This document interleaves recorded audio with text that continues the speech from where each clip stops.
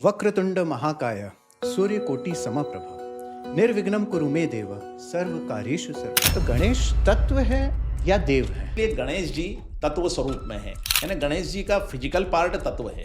आध्यात्मिक पार्ट में चले जाएंगे गणेश जी का, तो आप समझिए कि गणेश जी के दो पार्ट हो जाते हैं। एक जगह तो गणेश जी इमोशंस को देखते हैं हमारे जी। और दूसरी ओर गणेश जी हमारा पूरा आध्यात्मिक जो उन्नति है वो श्री गणेश जी के बगैर हो नहीं सकती। कई सारे असाध्य रोग वो भी कहा जाता है कि असाध्य रोग से भी मुक्ति मिल जाती है या लेकिन यदि सूक्ष्म में आप देखें तो कहीं ना कहीं हमारे अंदर की जो रोग प्रतिरोधक क्षमता है जी ये हमारे अंदर श्री गणेश जी जो हैं, मूलाधार चक्र जिनका स्ट्रांग रहता है जी उन लोगों के भीतर रोग प्रतिरोधक क्षमता काफ़ी अच्छी रहती है। तो दृष्टि और गणेश क्या तादाद में है, क्या इंटीग्रिटी? देखिए, श्री गणेश जी मैंने आपको पहले भी बताया कि ये शुद्धता के देवता, पवित्रता के देवता हैं और इनके अंदर इतनी पवित्रता है। ब्रह्मा विष्णु महेश जब तीनों मिल गए तो ये त्रय दत्तात्रेय तीनों एक हो गए। दत्तात्रेय जी। और ऐसे ही भगवान दत्त जो है, दत्तात्रेय का अवतरण जो है अस्तित्व में आया है। तो पूर्ण बात ये है कि यदि आपको गुरु स्वरूप में दत्तात्रेय भगवान जितना भी आपको पवित्र बनना है तो सबसे पहले आपको बालक के समान बनना पड़ेगा। पवित्रता वास्तविकता में है क्या? ये कि कोई ये सोचता है कि हम स्नान कर लें तो पवित्र हो जाएंगे या पवित्र लगा लें तो पवित्र हो जाएंगे, नहीं, ये पवित्रता तो शारीरिक है। जिस पवित्रता की हम बात कर रहे हैं, जिस संस्कार की हम बात कर रहे हैं, ये आंतरिक होती है। ये आंतरिक जो हमारे अंदर मन बुद्धि अहंकार है, हमारा जो इनर सोल बोलते हैं, उसमें ये शुद्धता होनी चाहिए। ये कहीं से आयोजित नहीं की जा सकती, ना प्रायोजित की जा सकती।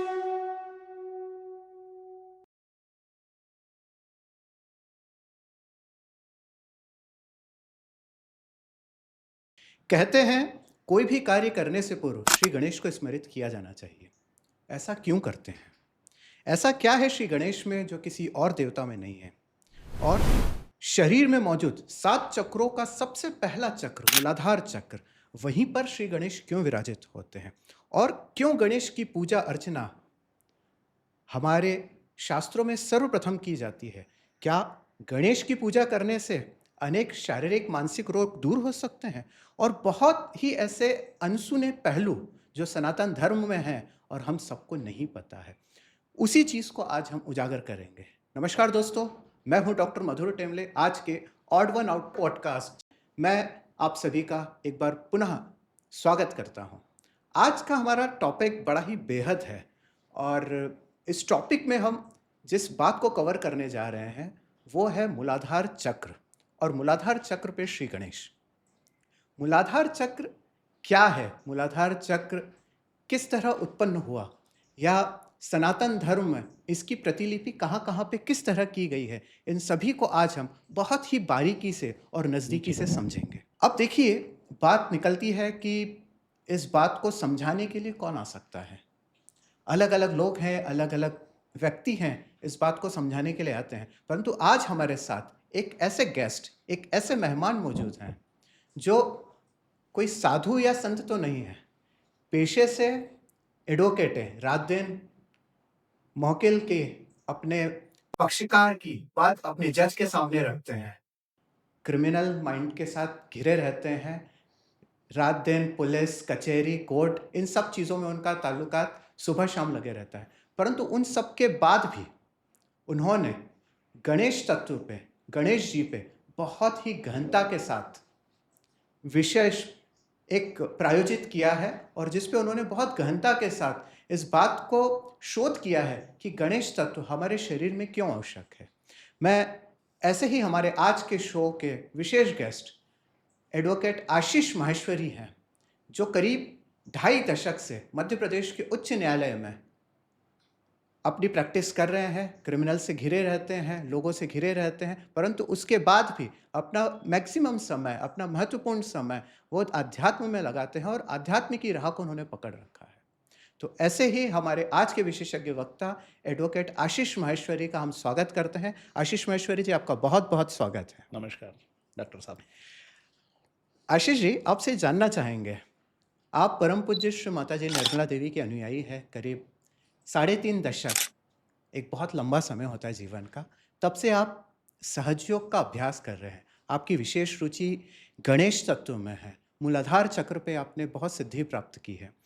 तो हम जानना चाहते हैं कि प्रोफेशनल फील्ड, वकालत, उन सब चीज़ों को छोड़ के आपकी रुचि इस अध्यात्म में, इस गणेश तत्व में या सहजयोग में परम पूज्य माता जी निर्मला देवी की तरह किस तरह बढ़ी, इसके बारे में छोटा सा आप हमें बताएं। देखिए डॉक्टर साहब, शुरू में ये तो होता है कि हर एक जो आत्मा आती है इस संसार में, उसके अंदर कुछ प्रारब्ध रहते हैं उसके।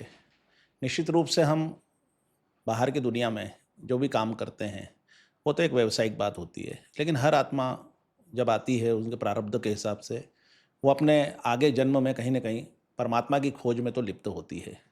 और इसी तरह आज से करीब जब मैं 15-16 वर्ष का था, तब एक आध्यात्मिक आंदोलन है सहज योग। उस आंदोलन से कहीं ना कहीं मुझे जुड़ने का सौभाग्य मिला और वहाँ से मेरी आध्यात्मिक यात्रा प्रारंभ हुई। अब इस आध्यात्मिक यात्रा में जो भी मैंने अपने गुरु माताजी श्री निर्मला देवी जी से सीखा, और सीखने के पश्चात धीरे धीरे जो चक्र का विज्ञान है, नाड़ियों का विज्ञान है, इसके ऊपर भी कार्य किया। लेकिन इस कार्य के दौरान मुझे सबसे महत्वपूर्ण बात हमारे गुरु से ये ज्ञात हुई कि सबसे महत्वपूर्ण चक्र मूलाधार चक्र है। सारा धर्म वहाँ है, और आजकल धर्म, सनातन धर्म, जो कि हम जानते हैं कि सबका आधार है, तो वहाँ से यह यात्रा प्रारंभ हुई और इसके ऊपर कार्य प्रारंभ हुआ। आशीष जी, आप ये बताएं सर्वप्रथम कि आप धर्म को कैसे डिनोमिनेट करते हैं। धर्म तो बहुत हैं, धर्म है, पंथ है, मजहब है, तो आप धर्म को कैसे, आपकी कहना चाहिए आपकी परिभाषा में धर्म क्या है? देखिए, धर्म यदि बहुत सरल भाषा में मधुर जी समझा जाए तो धर्म उपासना पद्धति है। परमात्मा को खोजने के कई अवतरणों ने कई रास्ते बताए। उन रास्तों को जब लोग फॉलो करने लगते हैं तो वो एक विशेष तरह का रूप रख के धर्म बन जाता है। इसलिए धर्म अनेक हो सकते हैं, पर सभी धर्मों का उद्देश्य परमात्मा की खोज रहा है, पवित्रता और शुद्धता को धारण करना रहा है। तो धर्म जो है, सरल शब्दों में परमात्मा की उपासना की विभिन्न पद्धतियां हैं। तो मानव जब जन्म लेता है तो कहते हैं किसी न किसी धर्म में वो जन्म लेता है। कोई सनातन धर्म में लेता है, जैसे हम हिंदू धर्म कहते हैं, कोई मुस्लिम धर्म में जन्म लेता है, कोई सिख में लेता है, कोई क्रिश्चियनिटी में लेता है। तो मानव का धर्म के प्रति क्यों लगाव होना चाहिए, या धर्म क्यों आवश्यक है? देखिए, धर्म जो है, धर्म से सबसे बड़ी बात यह होती है कि आपके अंदर एक होता है अधर्म और एक होता है धर्म। अब आप इससे ही व्याख्या कर सकते हैं कि धर्म क्यों जरूरी है। यदि धर्म नहीं रहेगा जीवन में तो अधर्म चालू हो जाएगा। तो इसलिए धर्म की आवश्यकता बहुत जरूरी है। धर्म आपको पवित्र बनाता है, धर्म आपको शुद्ध बनाता है, संस्कारवान बनाता है। अनेक धर्म हैं देश में, लेकिन तब भी आप देखें कि जो हमारा सनातन धर्म है, क्योंकि सबसे पुरातन है, जी सनातन है ही, इसलिए जिसे जी वैदिक धर्म भी कहा, जिसे हिंदू धर्म कहते हैं। जी तो ये धर्मों में सबसे आधार वाला धर्म है और साथ में श्रेष्ठ धर्म है। और इसमें उपासना की जो पद्धतियां हैं, जो परमात्मा को प्राप्त करने की पद्धतियां हैं, वो सरल भी है और स्वीकार योग्य है। आपके अनुसार जो धर्म है, वो धर्म में ऐसी मूल क्या चीज़ है? लोग कहते हैं कि जब धर्म पृथ्वी पर आया तो सबसे महत्वपूर्ण चीज़ थी, वो थी पवित्रता। और हम जब गणेश को स्मृत करते हैं, जो आपका मुख्य विषय है, तो उसमें पवित्रता, गणेश में पवित्रता, अबोधिता, ये या बुद्धि, इसकी बात हम अनेक बार करते हैं। तो इसका सनातन धर्म या फिर आप जो अभ्यास करते हैं, सहयोग अभ्यास करते हैं, इसमें ये सब चीज़ें कैसे प्रतिलक्षित होती हैं?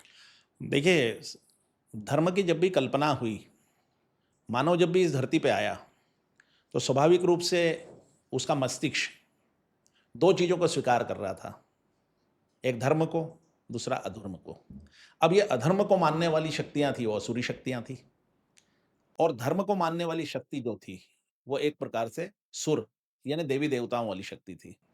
अब धीरे धीरे ये हुआ कि असुर में और सुर में दो महत्वपूर्ण अंतर रहे।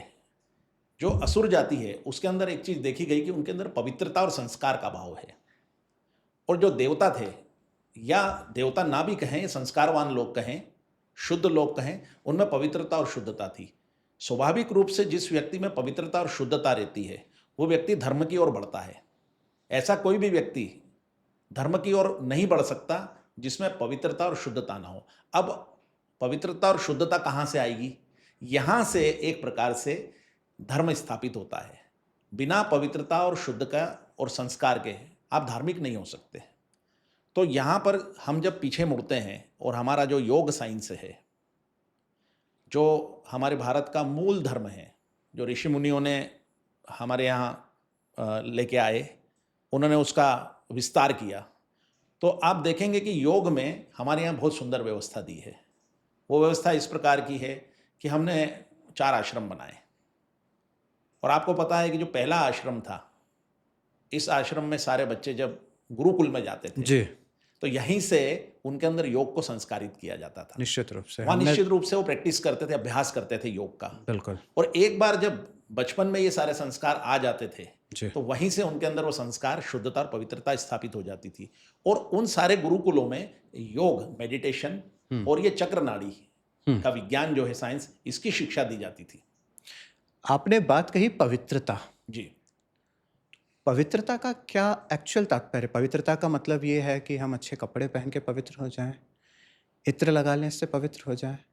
हम कई जगह ये देखते हैं कि आपको जरा सा कोई दूसरा रंग अगर लग जाता है वस्त्रों पे, तो आप अपने आप को अपवित्र मानने लगते हैं, या इस तरह की बहुत सारी भ्रांतियाँ फैली है। वो भ्रांति है या सत्य है? तो पवित्रता वास्तविकता में है क्या? देखिए, जैसा आपने बहुत अच्छा अभी बात कही है कि कोई ये सोचता है कि हम स्नान कर लें तो पवित्र हो जाएंगे, या बहुत इत्र लगा लें तो पवित्र हो जाएंगे। नहीं, ये पवित्रता तो शारीरिक है। जिस पवित्रता की हम बात कर रहे हैं, जिस संस्कार की हम बात कर रहे हैं, ये आंतरिक होती है। ये आंतरिक जो हमारे अंदर मन, बुद्धि, अहंकार है, हमारा जो इनर सोल बोलते हैं, उसमें ये शुद्धता होनी चाहिए।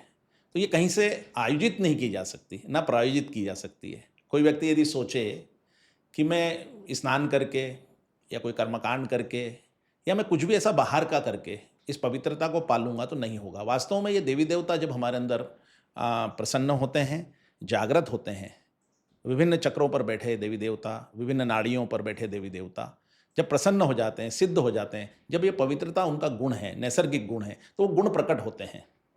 जैसे विभिन्न गुण जब आप में प्रकट होने लगते हैं, तो एक प्रकार से उस पवित्रता को, उस शुद्धता को, उस संस्कार को आप अपने आप प्राप्त कर जाएंगे। मैं ये भी कहता हूँ कि यदि किसी के अंदर अधर्म हो, अपवित्रता हो और अशुद्धता हो, जी। लेकिन यदि वो योग करता है, मेडिटेशन करता है और वो अपने चक्रों पर बैठे देवी देवताओं को प्रसन्न करता है, तो उन देवी देवताओं की जो क्वालिटी है, गुण हैं, वो उसके अंदर धीरे धीरे बढ़ जाते हैं और वो सकारात्मक उसका दृष्टिकोण हो जाएगा। उसके अंदर जो गुण हैं वो अवगुण नहीं रहेंगे, वो सद्गुण और सगुण में आ जाएगा। आपने बात कही चक्र, नाड़ियाँ, या इसको मेडिकल साइंस में प्लेक्सिस बोलते हैं, ऊर्जा जी। केंद्र बोलते हैं। तो सनातन धर्म में कौन से प्लेक्सिस, या सनातन की बात करें, साइंस की बात करें, कौन से प्लेक्सिस या चक्रों की बात कर रहे थे? जैसे मैंने शुरुआत में कही थी कि मूलाधार चक्र, जिसके मूल में शायद आपने बताया कि गणेश जो है सर्वप्रथम आते हैं। तो इसको थोड़ा सा, जो चक्र होते हैं देखिए, या आज जो ये नाड़ियाँ जो होती विषय हैं, है, जी ये विषय बड़ा गहन है जी और निश्चित रूप से हम जब बात करेंगे जी तो बात यहाँ से प्रारंभ होगी कि वास्तव में चक्र नाड़ी शरीर के अंदर होते हैं कि नहीं। मेडिकल साइंस तो जो है इस पे थोड़ा सा द्वैत रखता है, दो मत रखता है। जी लेकिन आप देखें इसके अंदर कि जी। जैसा आपने अभी बताया कि प्लेक्सिस, जी तो प्लेक्सिस को तो मेडिकल साइंस मानता है। जी अब हम प्रारंभ करते हैं, सबसे पहले जो हमारे आदि गुरु शंकराचार्य हैं, इन्होंने जो सबसे पहले सौंदर्य लहरी नामक ग्रंथ लिखा है, जी इसी ग्रंथ में इन 7 चक्रों का वर्णन किया है। जी। और उसमें पहला चक्र उन्होंने मूलाधार चक्र उसको बताया आप है। वर्णित कर सकते हैं? 7 चक्र कौन कौन से हैं? हाँ, देखिए, आप यदि सौंदर्य लहरी जो है शंकराचार्य जी द्वारा रचित है, उसका अध्ययन करते हैं, तो पहला चक्र उन्होंने मूलाधार बताया है, दूसरा स्वादिष्ठान, जी। तीसरा मणिपुर या नाभि चक्र बताया है। नाभि कहाँ स्थित होता है? जहाँ हमारी नाभि होती है, इसीलिए उसको नाभि, पेट का भाग जो उसको है नाभि वो बोलते होता हैं, है। ठीक है इसके बाद अनाहत चक्र जो हृदय पे होता है। जी। विशुद्धि चक्र हमारा जो है वो हमारी गर्दन, ग्रीवा में होता गला है, गला गले में, वाला जी, जो जी, पार्ट है, जी। और आज्ञा चक्र जो है वो हमारा मस्तिष्क में, जहाँ बिंदी या तिलक लगाते हैं, या इस जहाँ भाग में आपने होता अभी है। बिंदी लगाई। जी जी। जी। और इसके बाद जो हमारा एक 7वां चक्र है, जिसे हम सहस्तार बोलते हैं, ये इस जगह फाउंटेनल बोन पर सहस्तार होता है, जिसको ब्रह्मरद्र कहा जाता है। तो इस प्रकार ये 7 चक्र सबसे पहले जी आप देखें तो ये आदि शंकराचार्य द्वारा सौंदर्य लहरी ग्रंथ में वर्णित है। तत्पश्चात ज्ञानेश्वरी में भी वर्णित है, तत्पश्चात पातंजलि योग में भी वर्णित है, इसके बाद हठ योग प्रदीप्तिका में वर्णित है। तो प्रत्येक जगह पर जी। इन चक्रों नाड़ियों का वर्णन, यहाँ तक कि कबीरदास जैसे संत ने और बहुत सारे संतों ने, नानक साहब ने इन चक्रों का वर्णन करके बताने की कोशिश करी कि इन चक्रों पर ये शक्ति के केंद्र हैं, ऊर्जा के केंद्र जी। हैं। इनको यदि आप जागृत करते हैं तो आपको बहुत फायदा मिल सकता है। और इन प्रत्येक शक्ति के केंद्र का एक देवी देवता है। अब जब हम बात कर रहे हैं जैसे मूलाधार चक्र की, जी। तो मूलाधार चक्र के भी एक देवता है। जी, तो हम मूलाधार की बात करेंगे। शुरुआत में ही मैंने भी जो बात की, जो मेरे द्वारा भी जो स्टडी की गई है, उसके अंदर मूलाधार में जैसे हम गणपति अथर्वशीर्ष का पाठ करते हैं या अथर्ववेद की हम बात करते हैं, जी। 4 वेद या 5 वेद के अंदर जो अथर्ववेद आता है, तो अथर्ववेद की जब हम बात करते हैं या गणपति अथर्वशीर्ष की बात करते हैं, तो उसके अंदर मूलाधार का जिक्र होता है। तो आपकी उसमें क्या सिद्धि है या आपने उस चीज़ को कैसे स्टडी किया देखिए, है? जो मैंने शोध किया है, जी। स्वाभाविक रूप से 2 तरह के शोध होते हैं डॉक्टर साहब। आप देखिए कि पहले तो आप मेडिटेशन के अंदर अनुभव करते हैं चीज़ों को। दूसरा ये है कि निश्चित रूप से आपको बाहर से भी, शास्त्रों के माध्यम से, गुरु की कृपा से, उनसे भी जो है आपको नॉलेज मिलता है। तो यहाँ पर सबसे पहले हम चर्चा करते हैं कि मूलाधार चक्र की आज बात कर रहे हैं। जी। अब ये मूलाधार चक्र जो है, इसमें सबसे बड़ी चीज़ है कि जैसे हमने कहा कि भाई मूलाधार चक्र के देवता श्री गणेश हैं, तो आप देखें कि इसके अंदर कई बार कोई अपवाद हो सकता है या इसमें भी द्वैत हो सकता है कि भाई कैसे आप कहेंगे मूलाधार पर श्री गणेश हैं। बिल्कुल आप समझिए कि हमारा अथर्ववेद है, जो जी। अथर्ववेद का जो पहला हमारा जो उसमें स्तुति है श्री गणेश जी की, ये प्रसिद्ध है पूरे विश्व में। जी। और प्रसिद्ध कैसे है कि इसको कहते हैं गणेश अथर्वशीर्ष। बिल्कुल। अब ये गणेश अथर्वशीर्ष है जो, इसमें ही ऋषिगण वर्णित करते हैं, त्वम मूलाधार स्थितो सी नित्यम। तो मूलाधार आप पर मूलाधार स्थित हो, पर नित्य स्थित नित्य रहते स्थित हैं। रहते हैं। जी। तो सबसे पहले आप देखिए कि यहाँ ये बात सिद्ध हो जाती है कि मूलाधार चक्र के देवता निरापद रूप से श्री गणेश हैं। जी। तो श्री गणेश जी मूलाधार के देवता हैं। और यदि आप मूलाधार चक्र पे काम करते हैं तो श्री गणेश जी के ऊपर आपको उनकी वंदना करनी पड़ेगी, उनकी साधना करनी पड़ेगी और उनको प्रसन्न रखना पड़ेगा। और श्री गणेश जी यदि प्रसन्न होते हैं तो मूलाधार चक्र हमारा शक्तिशाली होता है और मूलाधार चक्र की जितनी विशेषताएं हैं वो हमें प्राप्त होती है। आपने आपके परिचय में भी बताया कि आपने गणेश पे काफ़ी शोध किया श्री है, गणेश पे। चिंतन किया है, श्री गणेश जी पे काफ़ी चिंतन किया है। और आपने एक जो भी आपने पढ़ा है गणेश जी के बारे में, उसके ऊपर आपने एक पुस्तक को भी संदिप्त किया है। उस पुस्तक का नाम है शायद गणेश तत्व। जी। तो गणेश तत्व, तो गणेश तत्व है, तत्व है ना, एक एलिमेंट होता है। जी। साइंस में से एक एलिमेंट बोलते हैं। तो गणेश तत्व है या देव है? देखिए, इसमें एक बहुत गहरी समझने की बात है, क्योंकि जब पृथ्वी जो है, जब पृथ्वी का निर्माण हुआ तो निश्चित रूप से आप देखें कि हमारे पास कोई उस समय, आपने पंच तत्वों का नाम सुना होगा। बिल्कुल। 5 तत्वों को तो मान्यता है। बिल्कुल। तो आप बताइए कि ये 5 तत्व आए कहाँ से? यदि हम आपसे कह दें अभी कि भाई आप हवा में से पृथ्वी भी उत्पन्न कर दीजिए, अग्नि भी, वायु भी उत्पन्न कर दीजिए, तो आप कहेंगे तो अभी तो साइंस भी नहीं कर सकता ये। जी। तो इन चीज़ों को उत्पन्न करने के लिए देवी देवताओं ने काम किया, उनकी सूक्ष्म शक्तियों ने काम किया है। तो आप तो सबसे पहले देखिए कि सबसे पहले अस्तित्व में 5 तत्व आए, पंच तत्व। और पंच तत्व के अलावा बहुत सारे तत्व पृथ्वी पे हैं। अब देखा जाए तो बेसिकली आप देखें तो 91 51 एलिमेंट्स, 51 तत्व धातुओं को मिला लें। हाँ, खैर अभी साइंस ने ऐसे बहुत आगे भी कर दिया, 108 110 एलिमेंट तक। ठीक है, वो संख्या शोध हो रहा है तो बढ़ती जा रही है। जी। लेकिन बेसिकली यदि देखा जाए तो गणेश जी को यही अथर शीर्ष जो हम पढ़ते हैं, इसमें कहा है तत्वमसी। जी। यानी तत्वमसी यानी सारा तत्व आप हैं। अब आपने बहुत अच्छा रोचक प्रश्न पूछा है डॉक्टर साहब, और मैं आपको साधुवाद दूंगा इस बात के लिए कि आखिर इसको गणेश तत्व क्यों कहते हैं। इसको तत्व इसलिए कहते हैं कि आपको छोटा सा उदाहरण देना चाहूँगा। जैसे हम बाज़ार में जाते हैं, सोने चांदी की दुकानों पे जाते हैं, तो हम देखते हैं कि वहाँ पे हार मिलता है, अंगूठी मिलती है या चूड़ियाँ मिलती है, कंगन मिलता है। तो वो कंगन, चूड़ियाँ और अंगूठी दिखाई तो अलग अलग देती है, लेकिन जब आप स्वर्णकार से पूछेंगे कि इसका तत्व क्या है, तो कहेंगे कि साहब इसका तत्व स्वर्ण है। बिल्कुल।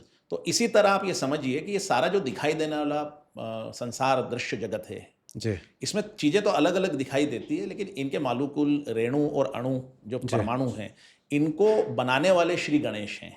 इसलिए गणेश जी तत्व स्वरूप में है, यानी गणेश जी का फिजिकल पार्ट तत्व है, फिजिकल पार्ट गणेश जी का तत्व तत्व है है। और आध्यात्मिक पार्ट।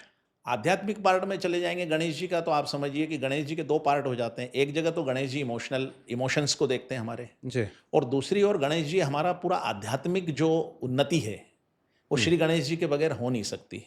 यदि आप कोई भी साधना प्रारंभ करते हैं, कोई भी साधना प्रारंभ करते हैं, तो हिंदू धर्म में दे लें, सबसे पहले लिखा है कि प्रथम पूज्य श्री गणेश हैं। जी अब आप बताइए कि प्रथम पूज्य श्री गणेश क्यों हैं?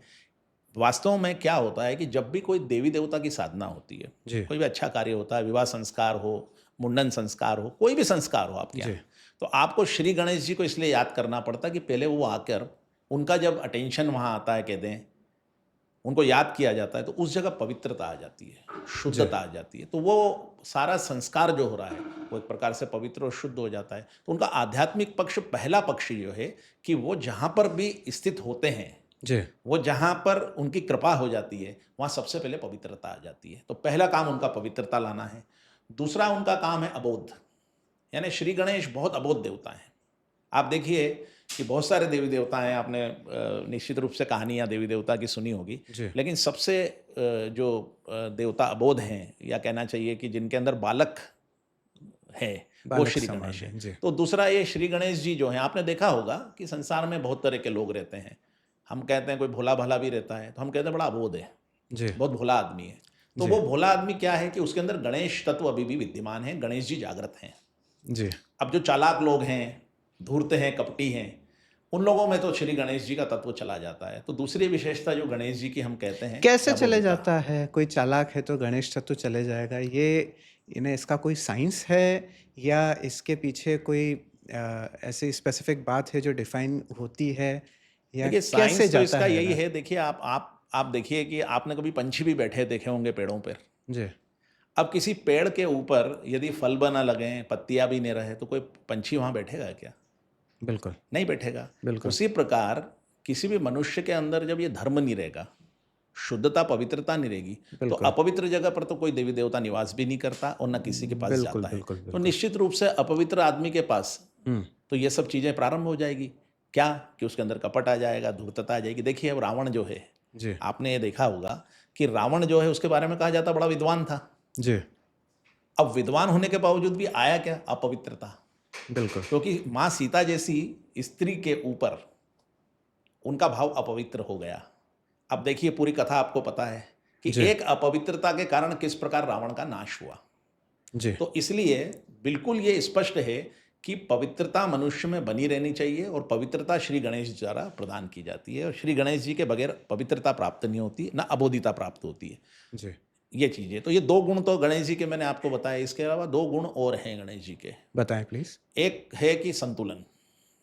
आपके अंदर गणेश जी बड़े संतुलन। देखिए गणेश जी के बहुत सारे नाम आपने सुने होंगे। संतुलन कैसा है ना? संतुलन से आशय यह होता है डॉक्टर साहब कि जब कोई मनुष्य है, जब कोई भी कार्य करता है, जी तो देखिए कभी कभी कोई मनुष्य बहुत ज़्यादा एग्रेसिव हो जाता है, कोई किसी चीज़ से बहुत ज़्यादा जुड़ जाता है, जी मोहित हो जाता है। जी लेकिन जिन लोगों के अंदर गणेश तत्व जिनका अच्छा है, श्री गणेश जिनसे प्रसन्न रहते हैं, उनके अंदर बड़ा तटस्थ भाव होता है, किसी भी चीज़ से मोहित नहीं होते हैं, एकदम पैनिक नहीं होते हैं, और कैसा भी तनाव आ जाए बड़े शांत रहते हैं। ये तो कई हाँ, कथाएं इन्हें वर्णित हैं। आज की तारीख में बोला भी जाता है, इन्हें कॉर्पोरेट जगत में भी जब लिया जाता है तो जो प्रेशर वाली सिचुएशन है, जो उसको बहुत अच्छे से हैंडल कर जी। सके, वैसे ही कैंडिडेट वो लोग लेंगे। जी। तो डायरेक्टली इनडायरेक्टली अगर वो गणेश तत्व को अपना स्ट्रॉन्ग कर ले या गणेश जी की आराधना करे, तो उसके पास ये सब क्वालिटी आ जाएगी और व्यक्ति संतुलित हो जाएगा। यानी देखिए गणेश जी हमारे यहाँ बुद्धि के देवता हैं, अच्छा, ये तो बिल्कुल पता है, हाँ ये तो ये तो बिल्कुल मानते हैं। और दूसरा गणित के देवता हैं। जो जी। गणित है, यदि देखिए गणित जो है वो गण, यानी जी। गणेश जी से ही गणित शब्द बिल्कुल। निकला है। दूसरे ये बुद्धि के देवता हैं। अब एक जी। कथा बड़ी रोचक आती है, जी आपने सुनी होगी कि कैसे शिव पार्वती जो हैं वो अपने दोनों बेटे हैं श्री गणेश जी और कार्तिकेय जी को कहते हैं जी कि भाई आप जाइए पूरे ब्रह्मांड का चक्कर लगाइए। जी और तब सुबुद्धि वाले श्री गणेश जी श्री शिव और पार्वती जी का एक चक्कर लगा के बैठ जाते हैं। बिल्कुल। ठीक है। और जो हमारे कार्तिक जी। कार्तिकेय जी हैं, वो एक लंबा चक्कर लगाने निकल जाते हैं। तो आज हमारा जो एमबीए के फील्ड हैं, मैनेजमेंट के बच्चे हैं, उनको भी गणेश जी से बहुत कुछ सीखना चाहिए। बिल्कुल इसलिए सही बात सीखना है। चाहिए कि देखिए यहाँ मैनेजमेंट कितना बढ़िया काम किया, गणेश जी का मैनेजमेंट कितना सुंदर है कि बिल्कुल। वो सुबुद्धि वाले हैं, उनके अंदर ये बुद्धि थी तो उन्होंने चक्कर लगा दिया और यहीं पर उनको वरदान प्राप्त हो गया। कहते हैं श्री शिव पार्वती जी ने वरदान दिया कि तुम्हारी सुबुद्धि के कारण आज से तुम प्रथम पूज्य कहलाओगे। जी, जी, जी, तो जी। ये मैनेजमेंट के बच्चों को भी सीखना चाहिए कि यदि श्री गणेश जी की आप आराधना करते हैं, तपस्या करते हैं या साधना करते हैं तो यानी तो वो भी अपने आपके ऑफ़िस में अंदर प्रथम पूज्य यानी फर्स्ट यानी बॉस की नज़र में टॉप में कहलाने यस लगेंगे यस यानी एक बिल्कुल। तरह से। देखिए आप यदि और वैसे भी देखिए मैं मानता हूँ हम सहयोग से जुड़े हुए हैं, जी, लेकिन ऐसा ज़रूरी नहीं है संसार में जो अन्य लोग हैं, जी। वो कहीं न कहीं गणेश की उपासना करते हैं। देखिए बिल्कुल बम्बई सही में बात इतना है। बड़ा मंदिर बना है सिद्धिविनायक, जी, अब जाते हैं लोग सिद्धिविनायक। बिल्कुल जाते हैं। इंदौर में भी एक गणेश जी का मंदिर है बड़ा, खजराना लोग गणेश जाते है। हैं। जी, तो कहीं न कहीं लोगों की आस्था श्री गणेश जी के प्रति दृढ़ है बिल्कुल। और देखिए स्टूडेंट लोग ज़्यादा जाते हैं, बिल्कुल सही बात है। नैसर्गिक रूप से, बिल्कुल क्योंकि सही उनकी बात। उन्हें पता है बुद्धि का देवता हैं, बिल्कुल सही बात है। गणित के देवता हैं। जी, तो इसलिए गणेश जी पे काम करना चाहिए और गणेश जी की साधना या आराधना थोड़ा अपने जीवन में कहीं न कहीं लाना चाहिए, कैसे भी। चाहे उनको पूजित करें, चाहे जी, उनसे अपना जुड़ाव रखें, कैसे जी, भी करके आपको श्री गणेश जी को, उनके तत्व को अपने जीवन में लाना है। जी। एक बात बोली जाती है अपनी दृष्टि को लेके, अपनी आँखों को लेके बोली जाती है कि जिसकी आँखें अच्छी हैं, जिसकी आँखें पवित्र है या जिसकी आँखों में किसी तरह की वल्गैरिटी नहीं है, वो गणेश जी के बड़े प्रिय होते हैं। तो दृष्टि और गणेश का क्या तादाद में है? यानी क्या इंटीग्रिटी है देखिए, इनमें? श्री गणेश जी मैंने आपको पहले भी बताया कि ये शुद्धता के देवता, पवित्रता के देवता हैं और इनके अंदर इतनी पवित्रता है क्योंकि आप किसी बालक को देखिए, जी, बहुत छोटा बालक हो यदि 2 साल का, 5 साल का, जी। कभी आप देखिए उसके अंदर किसी भी तरह का हुँ, कोई वल्गैरिटी नहीं हो सकती। जी, आपको यदि पता होगा कि हमारे यहाँ एक बहुत प्रसिद्ध कथा है जी, और इसमें ये बताते हैं कि भाई एक बार जो है ब्रह्मा, विष्णु, महेश जी जो हैं, जी, ये तीनों ये सोचते हैं कि चलिए हम माता अनुसुईया हैं, जी, इनकी पवित्रता की परीक्षा। अब ये पवित्रता जो है गणेश जी से आती है, जी। तो पवित्रता की परीक्षा लेते हैं और ये अच्छा। तीनों जो हैं देवता जाते हैं, वहाँ माता जाकर अनुसुईया, दत्तात्रेय। हाँ, माता अनुसुईया जो हैं उनसे हाँ, हाँ। जाते हैं और सती के जी, पास में और कहते हैं कि भाई हमें आप भोजन दीजिए। तो माता भोजन देने के लिए उद्यत हो जाती हैं और वहाँ जाके वो जब भोजन ले आती हैं तो कहते हैं कि नहीं, हम तो भोजन जब ही ग्रहण करेंगे कोई स्त्री पूरा जो वस्त्र छोड़ के हमें भोजन दे, हम तो ऐसा प्रण कर चुके हैं। अच्छा। अब देखिए यहाँ पर क्या हो रहा है मानो देवी देवता सूक्ष्म रूप में उनकी परीक्षा ले रहे हैं कि इनमें पवित्रता है कि नहीं। अब देखिए वो तो बड़ी पवित्र महिला थी जी, और सतीत्व था उनके अंदर। जी, वो समझ गए कि देवी देवता हैं ये और मेरी परीक्षा लेने आए हैं। उन्होंने जी, अपने योग बल से, जी, अपनी पवित्रता के बल से जी, उन तीनों को तुरंत छोटे बच्चा बना दिया। एक बहुत छोटे-छोटे बच्चे जैसे 4 माह के बच्चा जी, और तीनों जो बच्चे थे ब्रह्मा, विष्णु, महेश रूपी ब्राह्मण बन के आए थे, उनको तीनों को एक कर दिया। जी, और जब वो एक हो गए 3 बच्चे बहुत छोटे 6 माह के बच्चे, उन जी। शिशुओं को उन्होंने जो है अपना दुग्धपान कराया। अच्छा। हाँ, और जब वो शिशुओं ने दुग्धपान किया तो तीनों चीज़ें हो गई। जो शर्त थी कि हमारा पेट भी भरे, हुँ, दूसरी बात ये हुई कि भई हमको जो है आप इस तरह हमें पेट भरें कि आप वस्त्र न धारण करें। हुँ, हुँ, लेकिन हुँ, इस समय एक और चमत्कार हो गया। इन तीनों बच्चों के मिलने से ब्रह्मा, विष्णु, महेश जब तीनों मिल गए तो ये त्रय, दत्तात्रेय, तीनों एक हो गए। ओके। दत्तात्रेय जी, और ऐसे ही भगवान दत्त जो हैं, दत्तात्रेय का अवतरण जो है अस्तित्व में उनका आया। आया। जी, तो जी, जी, जी। अब आप यहाँ महत्वपूर्ण बात ये नहीं कि भगवान दत्त का अस्तित्व कैसे आया। जी, महत्वपूर्ण बात ये है कि यदि आपको गुरु स्वरूप में दत्तात्रेय भगवान जितना भी आपको पवित्र बनना है, हुँ, तो सबसे पहले आपको बालक के समान बनना पड़ेगा। वो छोटे बालक बनाए गए। तो छोटे बालक के समान यानी आपको बहुत पवित्र होना पड़ेगा, बहुत शुद्ध होना पड़ेगा। जब आप पवित्र और शुद्ध होंगे, तभी जो है आपके अंदर जो है ये गणेश तत्व चल पाएगा और आपके अंदर की सारी चीज़ें घटित हो जाएगी।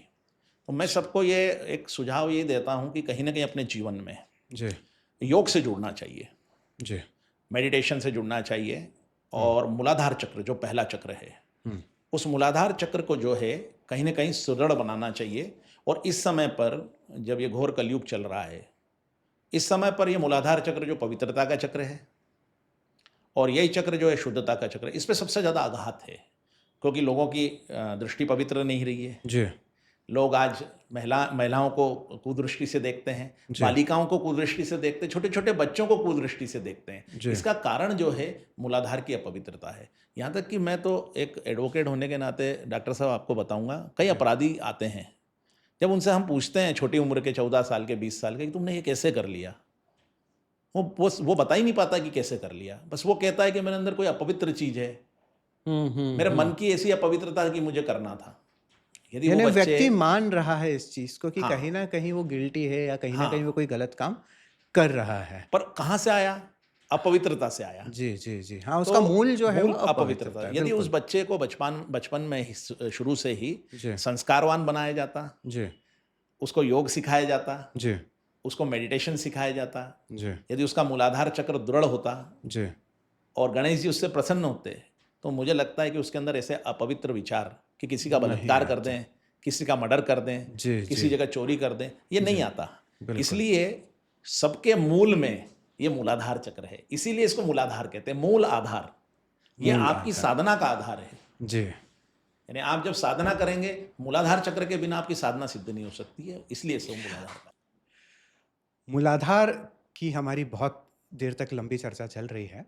मूलाधार चक्र अगर हमारा जागृत हो जाता है या इनलाइट हो जाता है तो उसके बाद ये भी सुनने में आया है कि गणेश जी की अच्छी जब उपासना हो जाती है तो कई सारे असाध्य रोग है वो भी कहा जाता है कि असाध्य रोग से भी मुक्ति मिल जाती है, या ऐसे रोग जो मेडिकल साइंस अभी तक जिनके ऊपर कवर नहीं कर पाया या उसका खोज नहीं कर पाया, उन रोगों से भी कहा जाता है कि मुक्ति मिल जाती है। तो आपने इस तरह के क्या कोई लोग देखे हैं या आपके नज़र में इस तरह के कोई लोग हैं जिन्होंने इसको प्रैक्टिकल करके, गणेश जी की आराधना करके या मूलाधार चक्र को अपने स्ट्रॉन्ग करके अनेक असाध्य रोग जिसको मेडिकल साइंस ना कर चुका था, यानी वो डॉक्टर भी कहते थे अब आप इनको दवा की नहीं, अब इनको दुआ की आवश्यकता है, तो क्या वो बात भी कहीं सिद्ध होती है? बिल्कुल सिद्ध होती है। देखिए, मैं आपको शुरू से कह रहा हूँ डॉक्टर साहब कि जो श्री गणेश जी का मूलाधार चक्र है, जो पहला चक्र है, ये हमारा पवित्रता और अबोधिता का चक्र है। अब देखिए, किसी के भी शरीर में यदि कोई रोग होता है तो आप देखें कि 2-3 तरह के रोग हैं। एक बैक्टीरियल होते हैं, वायरस से होता है। जी अब वायरस और बैक्टीरिया जो है, जी ये भी हमारे शरीर के अंदर रहते हैं, एक जी प्रकार से ब्लड में कहीं ना कहीं। तो अब क्या होता है कि जब आपके अंदर इनसे लड़ने के लिए आप ये देखें कि मेडिकल साइंस कहता है कि हमारे अंदर WBC है, RBC है, जी ये सब अंदर फाइट करते हैं। बिल्कुल। लेकिन यदि सूक्ष्म में आप देखें हम्म। तो कहीं ना कहीं हमारे अंदर की जो रोग प्रतिरोधक क्षमता है, जी ये हमारे अंदर श्री गणेश जी जो हैं या मूलाधार चक्र जिनका स्ट्रांग रहता है, जी उन लोगों के भीतर रोग प्रतिरोधक क्षमता काफ़ी अच्छी रहती है। तो ऐसे में इन लोगों को रोग जो है, असाध्य रोग, बीमारियां नहीं होती है। अच्छा। तो इसलिए मूलाधार चक्र जो है जिसका सुदृढ़ हो जाता है और बहुत ज़्यादा मजबूत हो जाता है, उन लोगों को किसी भी तरह का रोग या बीमारियां नहीं होती है। ये तो हम लोगों ने देखिए, अब सहज योग से हम जुड़े हुए हैं, जैसा हमने आपको बताया। जी अब हमारे यहाँ तो बहुत सारे डॉक्टर्स भी हैं जो सहयोग का अभ्यास करते हैं। अच्छा। आपको मैं बता दूं कि डॉक्टर UC राय जी एक दिल्ली के फेमस डॉक्टर थे, और ओके। दिल्ली का एक कॉलेज है, लेडी हार्डिंग कॉलेज करके लेडी कुछ हार्डिंग नाम, मेडिकल हाँ, कॉलेज मेडिकल दिल्ली का कॉलेज बड़ा है, प्रसिद्ध आपने नाम सुना हाँ होगा। जी। उसमें कार्यरत थे। उन्होंने सहयोग के ऊपर PhD कर ली, एक सब्जेक्ट में। सहज योग पे हाँ, PhD सहज करी, योग में शोध PhD जो करी, शोध करते किया हैं। जी, अच्छा, PhD की। क्या आफ्टर शोध था वो? शोध उनका मेडिकल साइंस एंड सहयोग। अच्छा। तो अब मेडिकल साइंस और सहयोग क्या है, इसके ऊपर उन्होंने काम किया। पर इंडिया में यह हालत है कि भाई हमारे यहाँ तो धर्म इतना है कि कोई कहता ठीक है भाई, सामान्य बात है ये तो जब उनको कोई सुन नहीं रहा था, समझ नहीं रहा था उनकी बुक को, तो ऐसे समय में उन्होंने वो रशिया गए थे।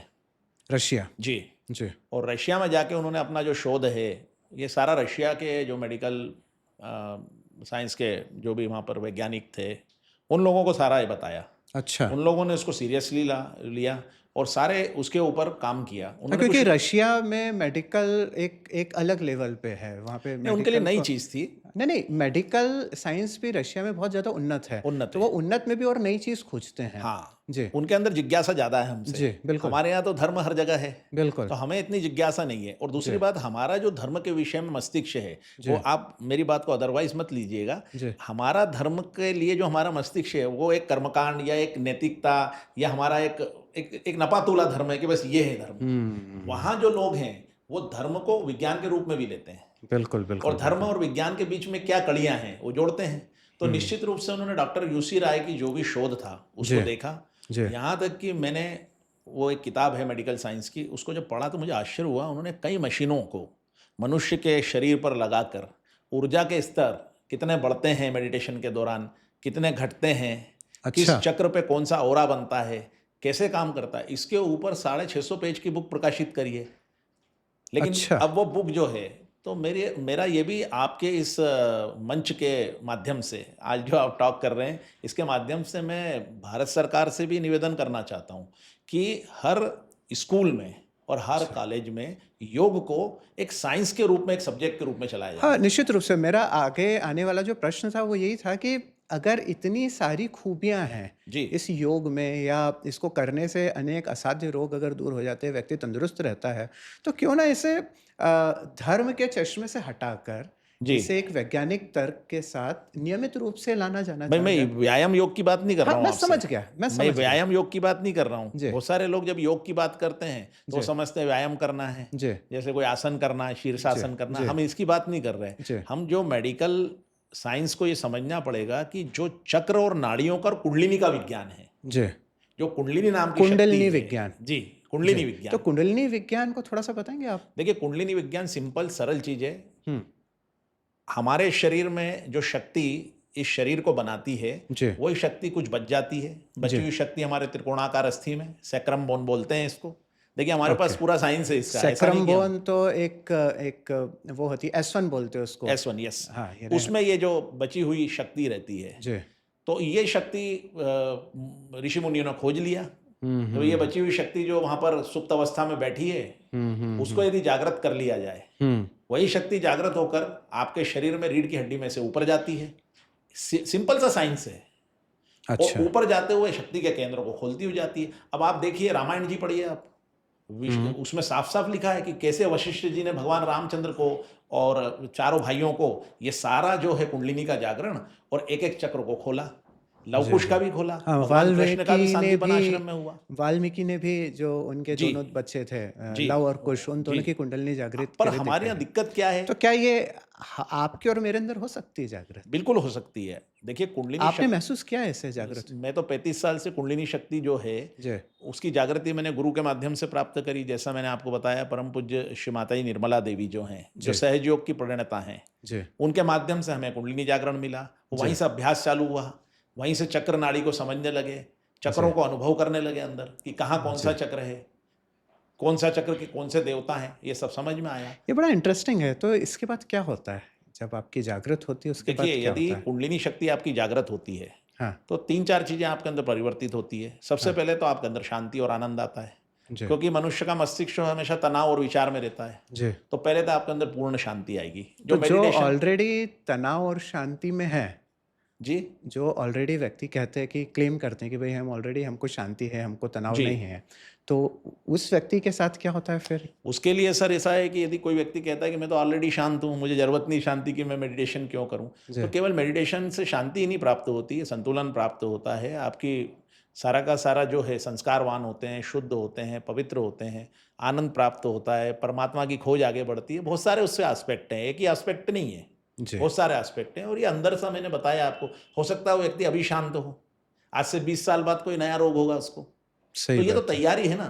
सही भाई, बात है, ज़रूरी थोड़ी है कि किसी आदमी को पीएचडी करके प्रोफेसर ही बनना है, पर वो पढ़ाई तो करता है ना बचपन से।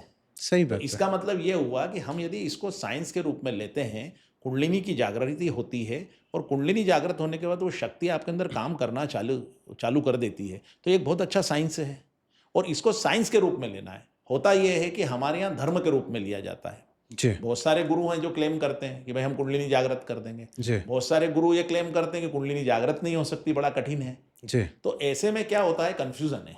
जी, लेकिन सहज योग में जो उनकी प्रणेता है निर्मला देवी, उन्होंने तो साफ-साफ कहा है कि कुंडलिनी जागरण सरलता से होता है और चक्र आपके खुल भी जाते हैं अभ्यास से थोड़े दिन के।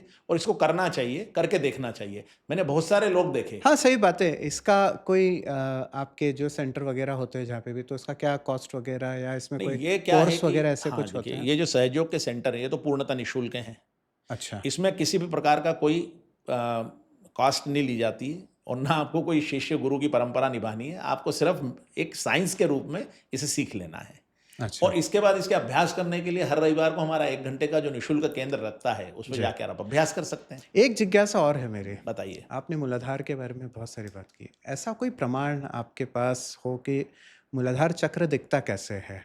या इस तरह का कोई प्रमाण आपके पास हो या देखिए इस तरह मूलाधार की? चक्र दिखता जो है जी, वो बिल्कुल स्वास्तिक आपने देखा है। बिल्कुल। अब देखिए स्वास्तिक जो हमारे हिंदू धर्म में तो स्वास्तिक आपने देखा कि हर जगह शादी हो, विवाह हो, कोई भी संस्कार का काम हो तो स्वास्तिक जो सबसे है पहले और स्वास्तिक ही स्वास्तिक बनाते जो है हैं। सबसे पहले बनाया जाता जी, है। अब ये जो मूलाधार चक्र वास्तव में आप देखें तो हाँ। इसका वर्णन यही है शास्त्रों में कि ये लाल रंग का दिखाई देता है। दूसरा दिखने में बिल्कुल स्वास्तिक तो शरीर का दिखाई कैसे देता है। दिखता है ये? हमारे शरीर तो में ये मैं कैसे आपको मेरे पास एक किताब है जिसमें ये इसका एक वो दिया हुआ है। जी। आप कहें तो मैं नहीं, आपको दिखा बिल्कुल, सकता बिल्कुल आप हूँ। ये गणेश तत्व की किताब हमने संकलित की थी अच्छा, और इसी लिए संकलित करी। ये हमारे जो गुरु हैं उनका फोटो है तो इनकी कृपा से संकलित करी और इसी में हमने एक पेज पे मूलाधार चक्र कैसा दिखाई देता है इसको बताया है। मैं चाहता हूँ कि जो आपके दर्शक हैं वो जी, चाहें तो ये जो मूलाधार चक्र हैं इसको देखें।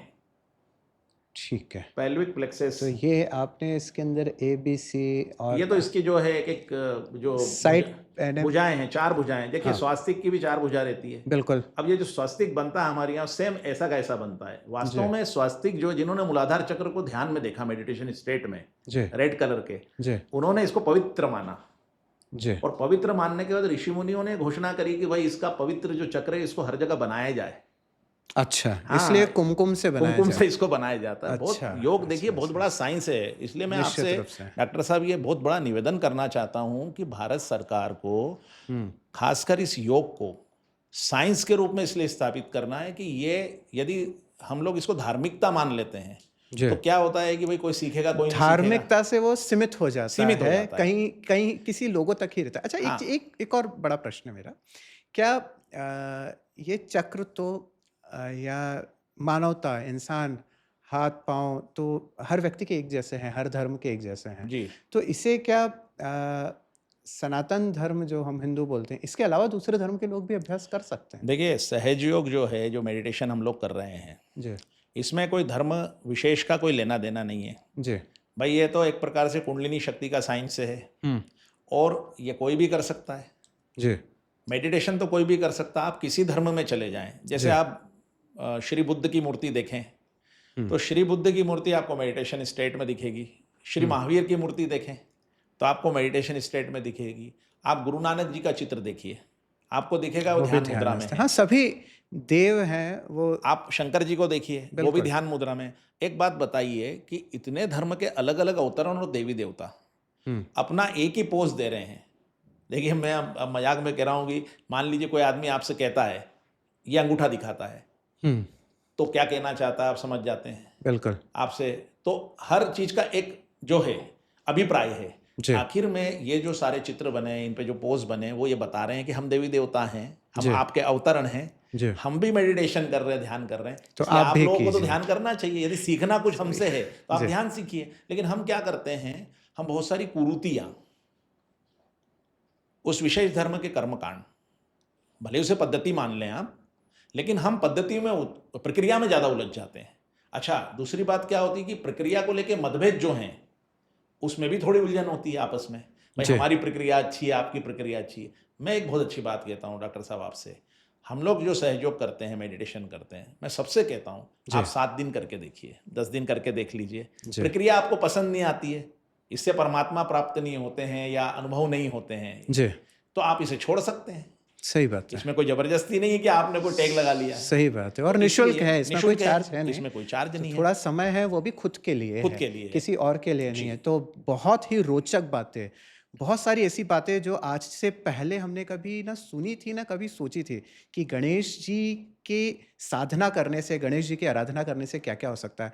तो एडवोकेट आशीष माहेश्वरी जी, आपका बहुत-बहुत धन्यवाद और हम आपको बहुत सारी शुभकामना देते हैं और ये भी विश करते हैं कि आप जिस भी मिशन के लिए लगे हैं, आपने जैसे बताया कि आप एक आध्यात्मिक आंदोलन की ओर लगे हैं, तो ये आंदोलन आपका सफल हो, ऐसी हम आपको शुभेच्छा मैं देते भी हैं। आपको बहुत-बहुत शुभकामनाएँ देता हूँ।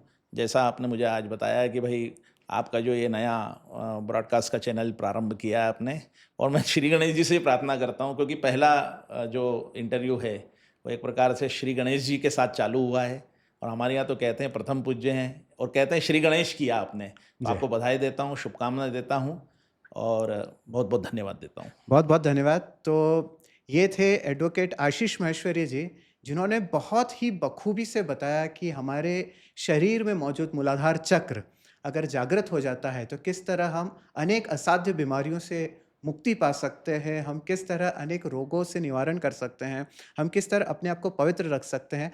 जिन लोगों को रोग नहीं है, वो भी अगर इस चीज़ का अभ्यास करते हैं, तो ये बात की गारंटी है कि आने वाले समय में वो भी हमेशा निरोगी रहेंगे। तो अपने आप को स्वस्थ रखने के लिए, अपने आप को स्वच्छ रखने के लिए, अपने आप को हेल्दी रखने के लिए आप निश्चित रूप से अपने मूलाधार चक्र पे काम करें। श्री गणेश जी की कृपा आप पे और हम पे हमेशा बनी रहेगी। इसी के साथ आपका बहुत-बहुत धन्यवाद। Odd one out talk doctor Madhur Timle. Thank you.